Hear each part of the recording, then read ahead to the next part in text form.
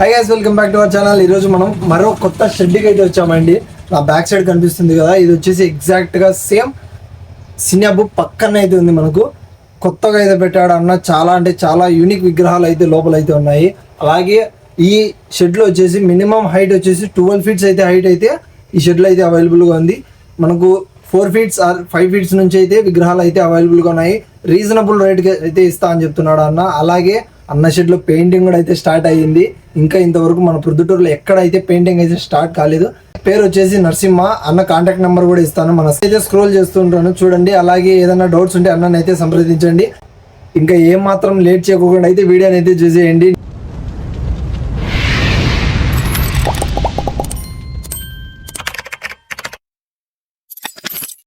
Okay guys, first of all address తెలుసుకున్నట్లయితే మనం సీనియా బుక్ పక్కనే మనకు మోడంపల్లికి వెళ్ళే రూట్ అయితే ఉంటుంది.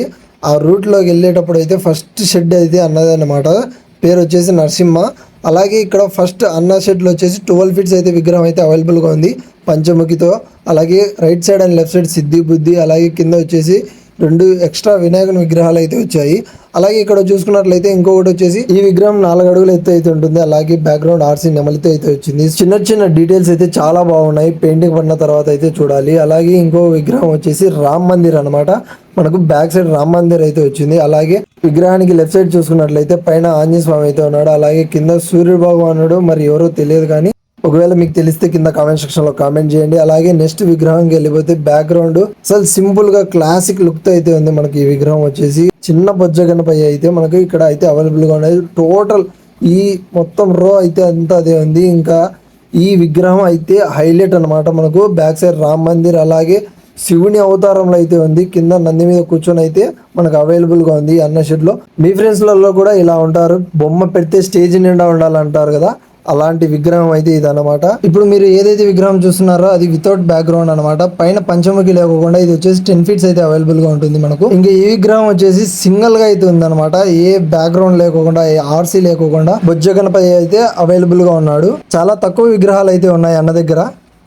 ఇక్కడ అన్న వాళ్ళు అయితే పెయింట్ కూడా కొట్టడం అయితే జరిగింది. వెళ్ళేసి చూద్దాము. అలాగే చాలా అంటే చాలా ఎక్సలెంట్ గా ఉన్నాయి విగ్రహాలు. అన్న ఫస్ట్ టైం పెట్టినా కూడా చాలా మంచి కాంపిటీషన్ అయితే ఇస్తున్నాడు. కొత్త కొత్త విగ్రహాలను తీసుకొని వచ్చాడు అన్న వచ్చేసి. ఈ విగ్రహం వచ్చేసి హైట్ 9 నుంచి 10 అడుగులు అయితే హైట్ అయితే ఉంటుంది. అలాగే కింద నంది, శివలింగం, బ్యాక్గ్రౌండ్ ఆర్సీ కూడా చాలా అంటే చాలా కొత్తగా ఉంది. అలాగే ఇది వచ్చేసి సొంత అచ్చు అనమాట అన్న వాళ్ళది. ఇదైతే రెంట్కి అయితే అవైలబుల్గా ఉంది.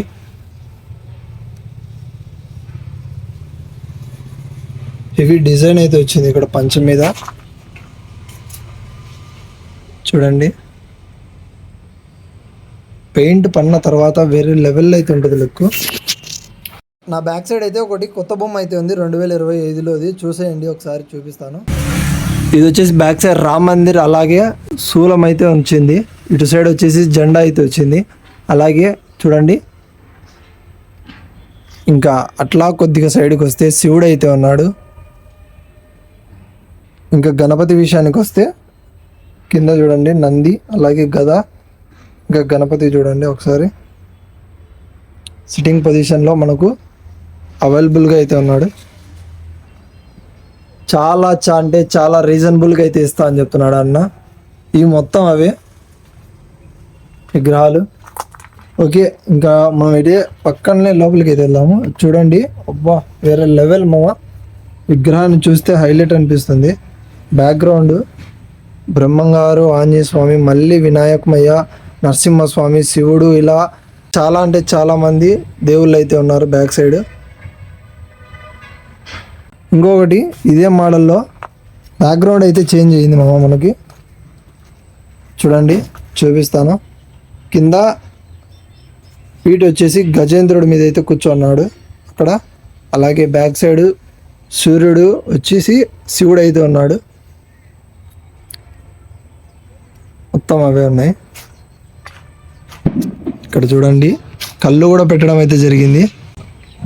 ఇక్కడ చూడండి, విగ్రహానికి కళ్ళు కూడా పెట్టారు. అలాగే అక్కడ చూసుకుంటే పెయింట్ కూడా స్టార్ట్ అయ్యింది.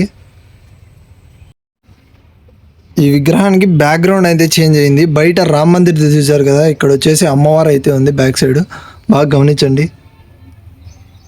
విగ్రహం మటుకు సేమ్ బ్యాక్గ్రౌండ్ అయితే చేంజ్ అయింది. ఇలా చేంజ్ అయిన బ్యాక్గ్రౌండ్స్ అయితే ఒక 5-6 ఉన్నాయి లోపల. అంతే మామ, లిమిటెడ్గా అయితే తీసుకున్నాడు అన్న. ఈ విగ్రహానికి ఉన్న డీటెయిల్స్ అలాగే బ్యాక్గ్రౌండ్ వేరే పెద్ద బొమ్మ పెట్టినా కూడా మనకు లుక్ అవుతారు ఆ స్టేజీకి. Okay bye friends.